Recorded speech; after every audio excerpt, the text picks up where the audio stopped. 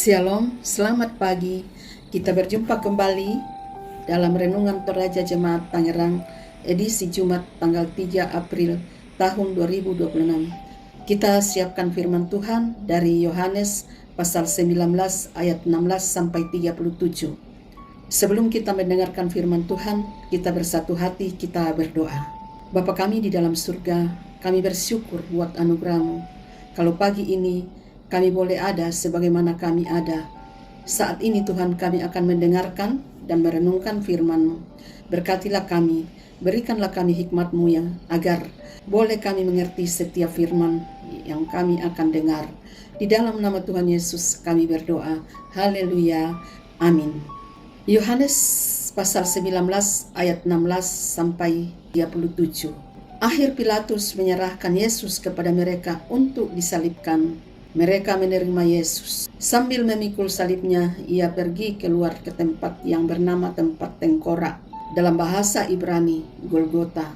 Dan di situ ia disalibkan. Mereka dan bersama-sama dengan dia disalibkan juga dua orang lain, sebelah menyebelah, Yesus di tengah-tengah.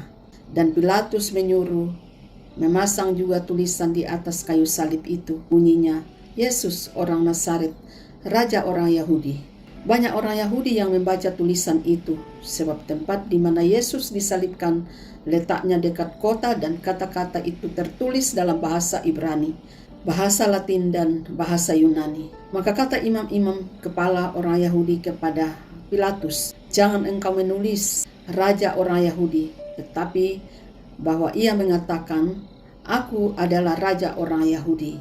Jawab Pilatus, "Apa yang kutulis tetapi tertulis." Sudah prajurit itu menyalibkan Yesus. Mereka mengambil pakaiannya lalu membaginya menjadi 4 bagian untuk tiap-tiap prajurit 1 bagian, dan jubahnya juga mereka ambil.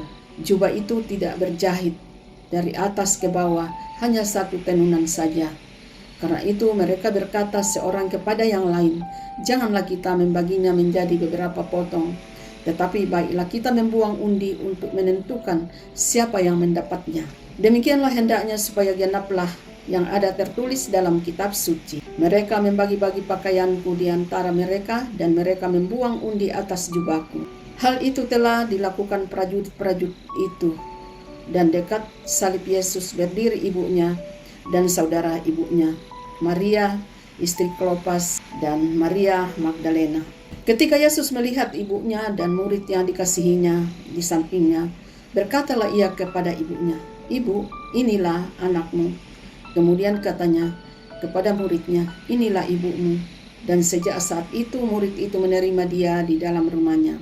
Sesudah itu, karena Yesus tahu bahwa segala sesuatu telah selesai, berkatalah ia, supaya genaplah yang ada tertulis dalam kitab suci, "Aku haus." Di situ ada suatu bekas penuh anggur asam.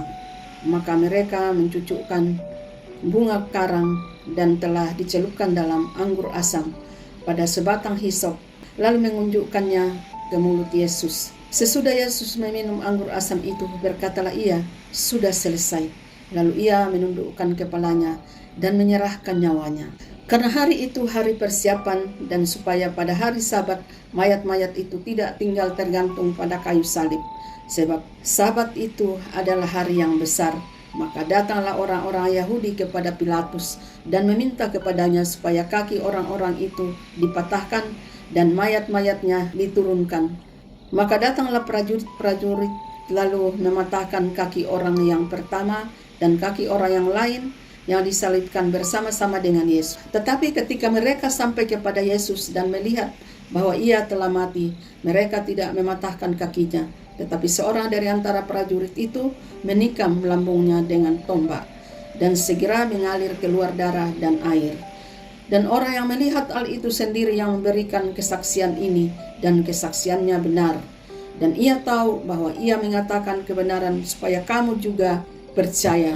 Sebab hal itu terjadi supaya genaplah yang tertulis dalam kitab suci, "Tidak ada tulangnya yang akan dipatahkan." Dan ada pula nas yang mengatakan, "Mereka akan memandang kepada dia yang telah mereka tikam." Amin. Ditumbalkan demi kita. Saudara, Kita tahu bahwa dahulu kala ada ritual mak barata dalam budaya Toraja. Di dalam ritual ini, seorang hamba dikuburkan sebagai tumbal menyertai pemakaman seorang tuannya. Mari kita membayangkan bahwa Anda ditentukan menurut adat menjadi kurban pak barata itu. Bayangkan, Anda ditempatkan beberapa hari di tengah halaman rumah tongkonan, berteduh dalam sebuah pondok kecil seukuran tubuh Anda. Semua mata memandang kepada Anda. Lalu tibalah saatnya Tuhan Anda akan dimakamkan. Anda berjalan di depan dengan tangan terikat menuju liang batu. Sesampai di liang, Anda masuk ke dalam liang, memegang ujung peti Tuhan Anda. Lalu orang-orang mendorong peti tersebut ke dalam liang. Peti itu menghimpit Anda dan perlahan liang ditutup. Tinggallah Anda seorang dalam liang yang gelap, menemani peti jenazah Tuhan Anda sembari menunggu ajal Anda tiba. Betapa sadis dan tidak manusiawi. Anda tidak bersalah, namun demi tuntutan adat Toraja, Anda harus menanggungnya. Yang dialami oleh Yesus pada sebuah hari Jumat sekitar 2000 tahun yang lalu jauh lebih dari itu. Gejolak psikologisnya jauh lebih menyayat. Dia yang tidak bersalah dituduh melanggar hukum adat istiadat Yahudi. Penguasa diam, tidak berdaya. Kita lihat di ayat 16. Ia digiring ke bukit Golgota sambil memanggul salib yang berat di ayat yang 17. Digantung dan dipaku sambil disoraki dan dicibir sebagai yang mengaku-ngaku raja orang Yahudi. Bisa kita lihat di ayat 19. Sebelum ajal menjemput, ia mampu mengucapkan beberapa kata secara terbata-bata kepada ibu dan Yohanes, seorang muridnya, di ayat 26-27.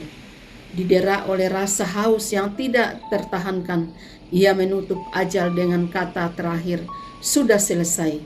Tahukah saudara bahwa seharusnya kitalah yang di barata menanggung kematian yang dialami Yesus itu? Selamat hari Jumat Agung. Amin. Mari kita berdoa. Maha besar Allah kami di dalam kerajaan surga, Bapa yang kami puji dan muliakan di dalam nama Tuhan Yesus Kristus. Kami bersyukur Tuhan atas pertolongan-Mu dan penyertaan-Mu serta berkat-Mu dalam hidup kami. Terima kasih Bapa atas firman-Mu hari ini mengingatkan kami untuk kembali merenungkan pengorbanan Tuhan Yesus di kayu salib sebagai wujud kasih Allah yang tertinggi, di mana Ia menebus dosa kami dengan darah-Nya yang mulia.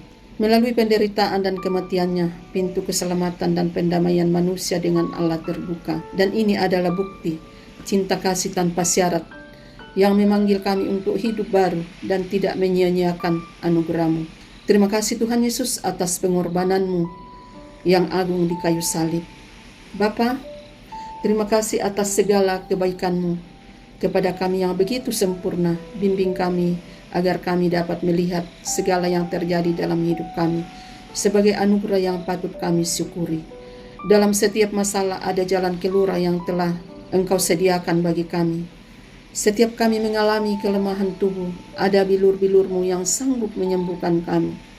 Tuhan, cukupkanlah diri kami dengan apa yang telah Engkau berikan bagi kami dan peliharalah kami dalam hidup takut akan Tuhan.